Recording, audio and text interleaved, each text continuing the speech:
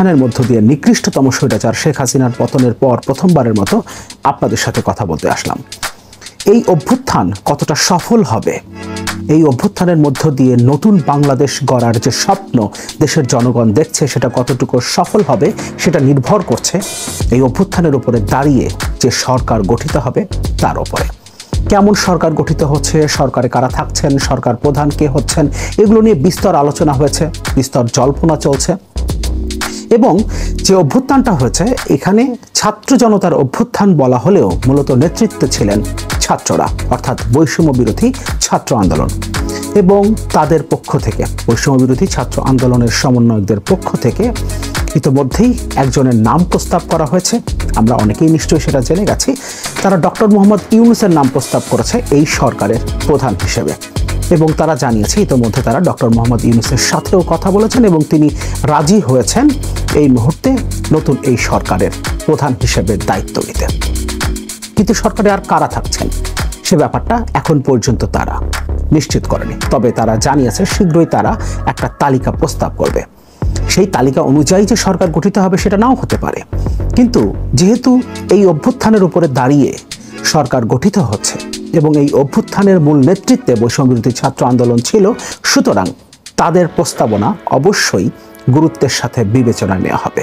বিশেষ করে গতকাল অনেকগুলো রাজনৈতিক দলের নেতৃবৃন্দের সাথে বঙ্গভবনে রাষ্ট্রপতি এবং সেনাপ্রধান বৈঠক করেছেন এবং সেই বৈঠক থেকে বের হয়ে আসবার পর রাজনৈতিক দলের নেতারা কথা বলেছেন, রাষ্ট্রপতি জাতির উদ্দেশ্যে ভাষণ দিয়েছেন এবং বৈঠকের পর ব্রিফিংয়ে মাহমুদুর রহমান মান্না বলেছেন নতুন যে সরকারটা গঠিত হবে সেটার প্রস্তাবনা আসতে হবে বৈষম্য বিরোধী ছাত্র আন্দোলনের পক্ষ থেকেই এবং তাদের মতামতের ভিত্তিতেই এই সরকারটা গঠন করতে হবে, কারণ তারা এই অভ্যুত্থানের সবচেয়ে বড় স্টেক হোল্ডার।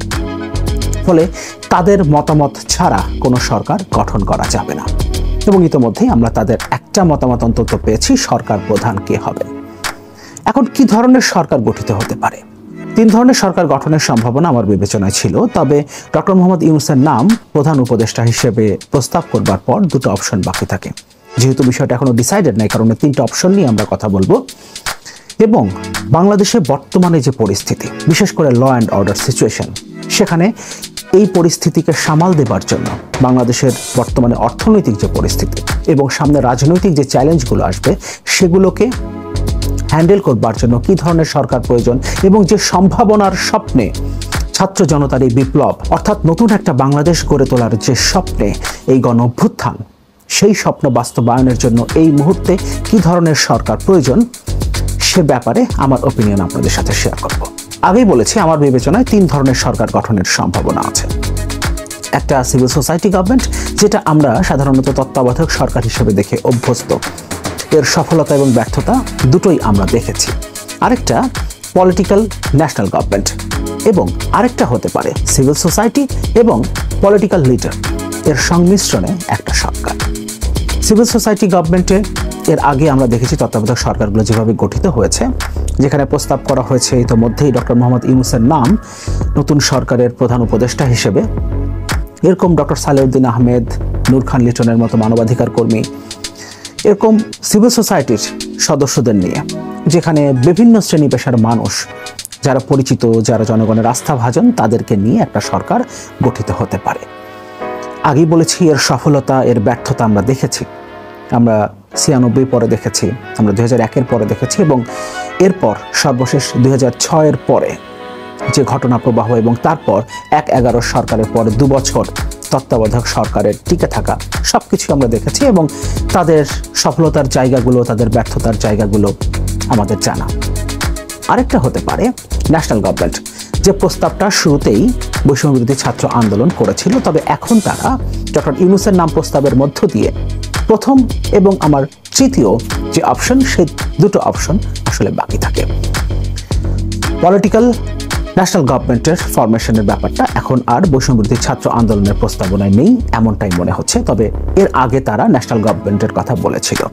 পলিটিক্যাল ন্যাশনাল গভর্নমেন্টে এতগুলো বছর ধরে যে রাজনৈতিক দল এবং জোটগুলো স্বৈরাচার সরকারের বিরুদ্ধে লড়াই করছিল, সেই দল এবং জোটগুলো থেকে প্রতিনিধিদের নিয়ে একটা সরকার গঠিত হতে পারে। আরেকটা যেটা বলছিলাম, তৃতীয় অপশন, অর্থাৎ সিভিল সোসাইটির সদস্য এবং পলিটিক্যাল লিডার্স তাদের সংমিশ্রণে একটা সরকার, যেখানে আমরা যদি ধরে নিই 15 সদস্যের একটা গভর্নমেন্ট হবে, একটা উপদেষ্টা পরিষদ, সেখানে একজন প্রধান উপদেষ্টা হবেন।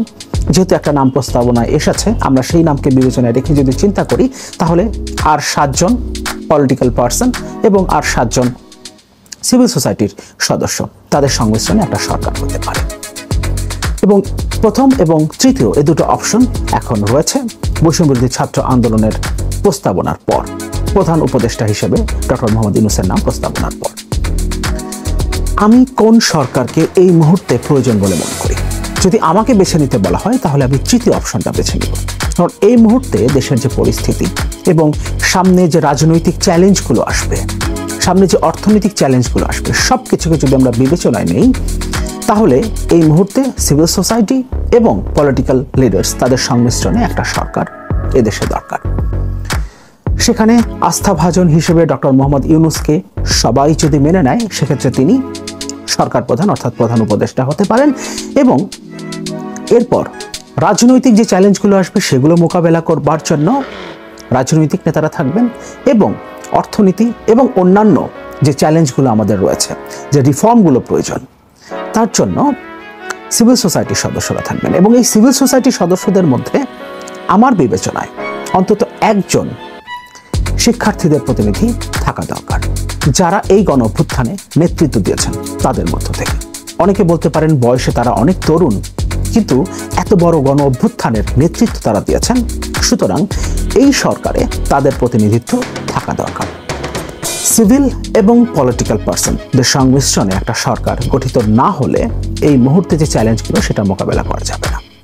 কারণ নতুন সরকারের উপরে অনেকগুলো চাপ আসবে।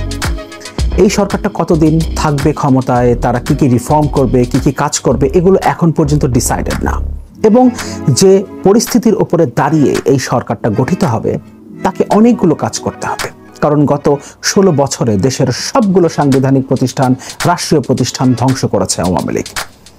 ফলে সেই ধ্বংসস্তূপের উপরে দাঁড়িয়ে নতুন করে আবার সব গঠন করতে হবে, একটা রাষ্ট্র ব্যবস্থা প্রতিষ্ঠা করতে হবে, নতুন একটা রাষ্ট্র ব্যবস্থা প্রতিষ্ঠা করতে হবে, যেখানে সবগুলো সাংবিধানিক প্রতিষ্ঠান স্বাধীনভাবে কাজ করে এবং রাষ্ট্রীয় সকল প্রতিষ্ঠান পারফর্মিং হয়। এমন একটা অবস্থা তৈরি করেই একটা অবাধ, সুষ্ঠু, নিরপেক্ষ এবং অংশগ্রহণমূলক নির্বাচন আয়োজনের মধ্য দিয়ে জনগণের প্রতিনিধির হাতে ক্ষমতা হস্তান্তর করতে হবে। ফলে এই চ্যালেঞ্জগুলো মোকাবেলা করতে সিভিল সোসাইটির সদস্য এবং পলিটিক্যাল পার্সনদের একটা সংমিশ্রণ প্রয়োজন। পাশাপাশি অনেকেই আমি দেখেছি সামাজিক যোগাযোগ মাধ্যমে তারা তাদের মতামত শেয়ার করেছেন। এর আগে আমরা 1/11 একটা সরকার দেখেছি এবং এখন তারা সেটা চান না। তারা আফগানিস্তানের আশরাফ ঘানির মতো কোনো সরকার চান না, যেটা একটা পুতুল সরকার হবে এবং পেছন থেকে অন্য কেউ কলকাঠি নাড়বে। কারণ রাজনৈতিক পরিস্থিতিকে রাজনীতি দিয়েই মোকাবেলা করতে হয় এবং সামনে অনেক কঠিন রাজনৈতিক পরিস্থিতিকে মোকাবেলা করতে হবে। আর সবচেয়ে গুরুত্বপূর্ণ বিষয় হচ্ছে, আমরা 1975 সালে পাল্টা কু দেখেছি এবং 3রা নভেম্বরের পর 7 নভেম্বর পর্যন্ত এই 3 দিন বা 4 দিন দেশে কোনো সরকার ছিল না। এবং এ ধরনের একটা পরিস্থিতির দিকে আবারও আমরা চলে যেতে পারি যদি সহসাই একটা সরকার গঠন করা না যায়। কারণ এই মুহূর্তে ল অ্যান্ড অর্ডার সিচুয়েশনের যে অবনতি ঘটেছে সেটা আশঙ্কাজনক। ফলে অতি দ্রুত একটা অন্তর্বর্তীকালীন সরকার গঠন করা প্রয়োজন এবং আমার বিবেচনায় সিভিল সোসাইটির সদস্য এবং রাজনৈতিক দলের নেতাদের সমন্বয়ে একটা সরকার গঠনই এই মুহূর্তে বাংলাদেশের সব ক্রাইসিস মোকাবেলা করে একটা সুন্দর